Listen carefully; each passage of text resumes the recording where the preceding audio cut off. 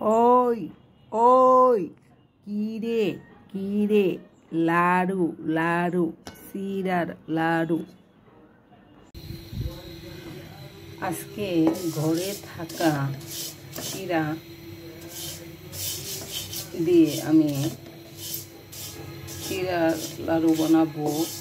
আর শুরুতে বলছি, ভিডিওটা যদি সম্পূর্ণ না দেখেন, আমি চিড়ার সাথে কি কি উপকরণ দেব তা হয়তো তা সম্পূর্ণ ভিডিও না দেখলে বুঝবেন না, সাথে থাকেন। চিড়াগুলো অল্প আছে ভেজে নিতে হবে। আমার চিড়াগুলো ভাজা হয়ে গেছে। এখন আমি লড়াতে তেল দিয়ে দিছি। এখন আমি দেখেন বাদামগুলো ভেজে নিই।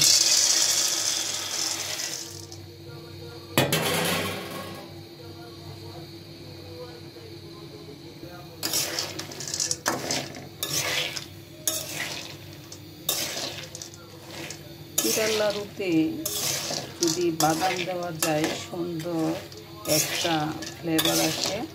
আর বাদাম কামড়ে কামড়ে বাদাম পড়লে লাড়ুটাও খুবই ভালো লাগে।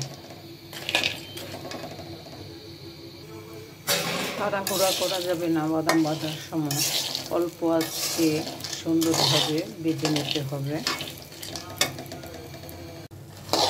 বাদামগুলো আমার ভাজা হয়ে গেছে।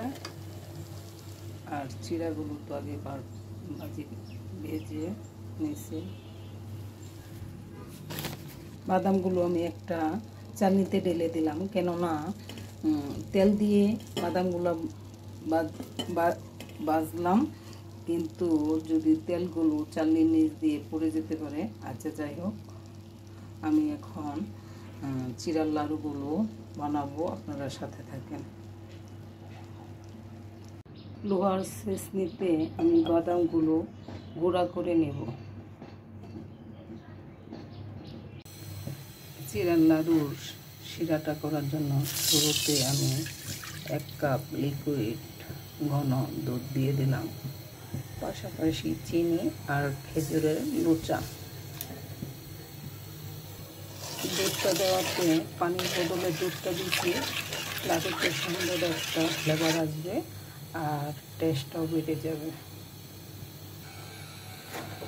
শিরাটা আমার করে নিচ্ছি।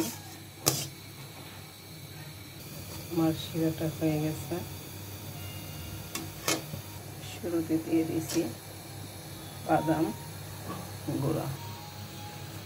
এখন দিয়ে দিচ্ছি চিড়া ভাজাগুলো।